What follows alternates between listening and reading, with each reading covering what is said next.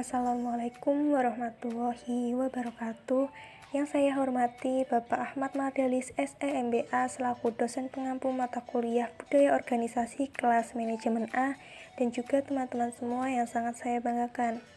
Pada kesempatan kali ini, kami dari kelompok 10 kelas Manajemen A yang beranggotakan saya sendiri, Yunia Rahma Maulidina, NIM B100 180 108, teman saya Melinda Hermawati, NIM B100 180 109, dan juga Sinta Yanuri Nurjana, NIM B100 180 136, akan mempresentasikan hasil diskusi kami dengan materi model konseptual untuk perubahan budaya yang dikelola. Untuk slide selanjutnya akan dipresentasikan oleh teman saya, Sinta. Perubahan budaya, perubahan kultural budaya yang terjadi dalam suatu organisasi bukan merupakan hal yang baru dan menakutkan. Namun untuk memulai perubahan bukanlah suatu hal yang mudah. Perubahan kultur yang terjadi begitu kompleks dan seketika. Sepanjang ada perubahan yang dilakukan baik secara besar-besaran maupun kecil yang selalu dialami organisasi. Tidak terlepas unsur manusianya, harus diajak untuk melihat dan mempercayai bahwa perubahan itu menunjukkan adanya kehidupan. Perubahan itu sendiri ditandai dengan adanya perubahan paradigma dalam menjalankan kegiatan usaha atau bisnis. Perubahan budaya. Menurut Stephen P. Robbins, 2005. 1. Terjadinya krisis yang dramatis. Ini adalah goncangan yang mengerongrong status quo dan mempertanyakan relevansi budaya sekarang. 2. Perubahan kepemimpinan.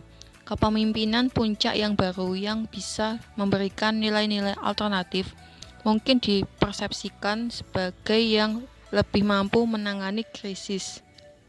3. Budaya yang lemah. Semakin lemah suatu budaya, semakin tinggi tingkat kesesuaian di antara anggota-anggota mengenai nilai-nilainya. Merubah budaya organisasi. Reni Rosari 2005 mengemukakan perubahan budaya dapat dipengaruhi dengan 1. Dukungan top manajemen. 2. Sistem imbalan. 3. Perancangan kembali proses sosialisasi. 4. Pelibatan seluruh jajaran. 5. Pengaturan kembali personalia. 6. Formalisasi nilai-nilai baru. Slide selanjutnya akan disampaikan oleh teman saya Melinda. Model perubahan budaya berasal dari proses 4 langkah yang disarankan oleh Silverweg dan Alin 1976. Langkah pertama, menganalisis budaya yang ada sekarang. Ini bisa dilakukan dengan survei mengenai anggota-anggota untuk menciptakan tujuan tertentu bagi perubahan budaya. Langkah kedua, mengalami budaya tersebut. Di sini, anggota organisasi diberikan peluang untuk menyelidiki budaya yang ada sekarang, mengidentifikasi fungsinya, dan berpartisipasi di dalam mengidentifikasi budaya yang diperlukan.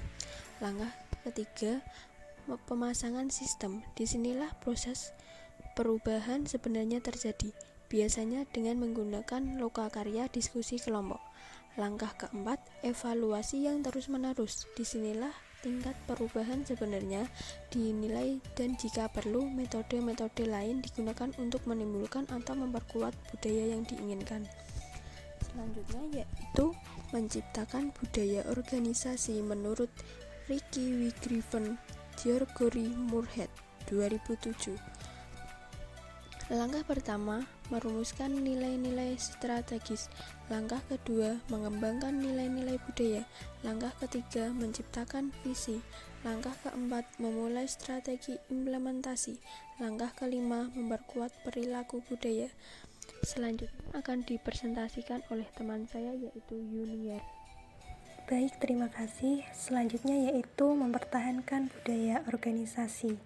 Menurut R. Gordon 2002, yang pertama yaitu perilaku terjadi seperti merekrut pegawai baru. Yang kedua, manajer dan pegawai membenarkan budaya yang ada. Yang ketiga, manajer dan pegawai mengkomunikasikan karakteristik budaya ke orang-orang di dalam dan di luar organisasi. Yang keempat, manajer merekrut dan mensosialisasikan anggota-anggota yang cocok dengan budaya tersebut. Yang kelima, yaitu manajer mengeluarkan pekerja yang tidak cocok. Selanjutnya yaitu merespon perubahan dalam budaya organisasi. Menurut Judith R. Gordon 2002, yang pertama, penerimaan aktif. Para pegawai tanpa diragukan mengadopsi, sepakat dengan dan berpartisipasi di dalam upaya perubahan. Yang kedua, reinvensi selektif.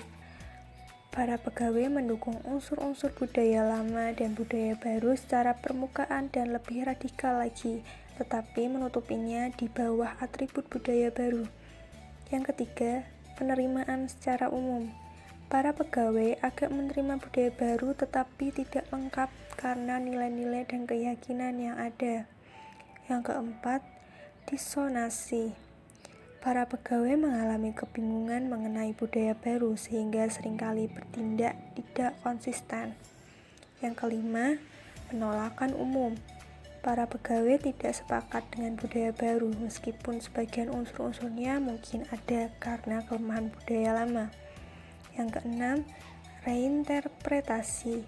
Para pegawai menafsirkan kembali budaya lama dengan cara yang mengembangkan nilai-nilai dan perilaku yang konsisten dengan budaya lama dan baru. Yang ketujuh, reinterpretasi selektif. Para pegawai menolak sebagian unsur-unsur budaya baru sambil menafsirkan kembali unsur-unsur budaya lain. Yang kedelapan, penolakan aktif. Para pegawai secara kognitif dan fisik menolak alasan dan cara-cara budaya baru. Sekian presentasi dari kami, kurang lebihnya mohon maaf. Wassalamualaikum warahmatullahi wabarakatuh. Terima kasih.